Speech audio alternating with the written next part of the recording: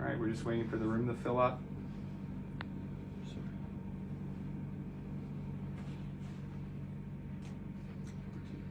Good evening from around the world, around Ontario and around Canada. Thanks for tuning in tonight. The title of this broadcast for many of you logging in tonight may be called a Preemptive SOS. As you may have seen on some other social media influencers out there, there have been a lot of rumors going around about very increased police presence around the National Capital Region commencing this week. Although we have confirmation they're not here yet, to our knowledge, we believe, given the number of different sources that have been telling us, that there will be a very heightened or increased police presence in Ottawa. We believe it's a credible enough issue that we wanted to do this broadcast. And while it is not time for alarm, it is time to, if you want to support us, if you really want to help out, what I'd like you to do is start thinking about coming to Ottawa. I don't want you to get in your car tonight. I don't want you to start packing tonight, but I want you to start preparing your families or talking to your employers and saying, listen, I really feel that my place is in Ottawa this week. I can't give you a timeline, and I can't promise you that once you get here, it will have been absolutely necessary. But we have concerns. We have concerns that a large number of police will be here, and they are setting up a processing center out in Lansdowne, and we want to make sure that we're prepared.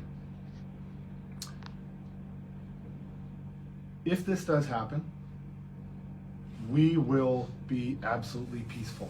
This will not be confrontational. We are cautiously optimistic that that is not going to happen. But if it does, we are prepared, we are confident, and I don't make that as a threat of any kind. I just say that we're really not fazed by it. If you look at what happened in Calgary today, what I would call an absolute disgraceful action by the Calgary police today, okay, which is something that's typical that we have seen throughout this pandemic from that particular police department. But here in Ottawa, we have our own set of problems. We've been told that one of the triggers or indicators where we know that they're going to physically move against us and start arresting us is when our media goes down.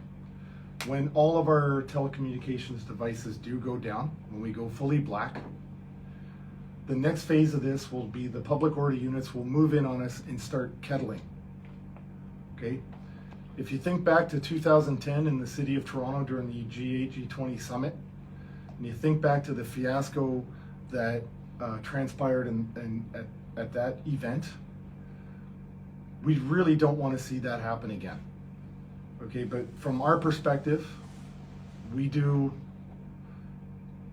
believe there is a real possibility that arrangements are being made to that effect. Okay? We will not resist. We will not be violent. Okay? This is a peaceful protest. But the more of us there are, the better it is for all of us. Okay? So if this is, what's that thing? What is that one point in history that's going to make you move off of your couch and come here and get involved? This is it. If there's a media blackout of everybody that you're connected to with this freedom convoy, that's your trigger that you know something is up, and I would encourage you to make arrangements and immediately start heading to Ottawa. We have strength in numbers. We have a team of lawyers that are here to help. We're not fazed by this. We're not intimidated. We're just forward-thinking people because we believe we're going to be here for a long time. Now, some of you may be aware that there was an emergency meeting in the House of Commons this evening, and Justin Trudeau himself alluded to discussions about large number of RCMP officers that they're engaging. We do not get the impression that they are working towards sitting down at a table, which is what we asked for today.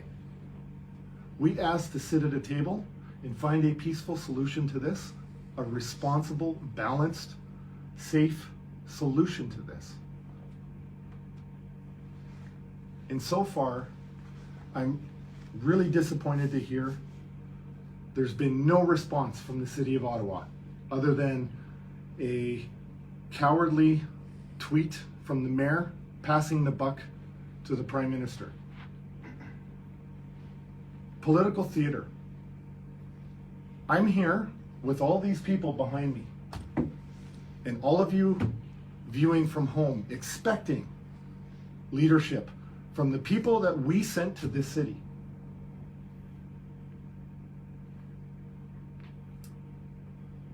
When in Canada's history has it ever been good for us as a nation when we have used force against a large population of our public?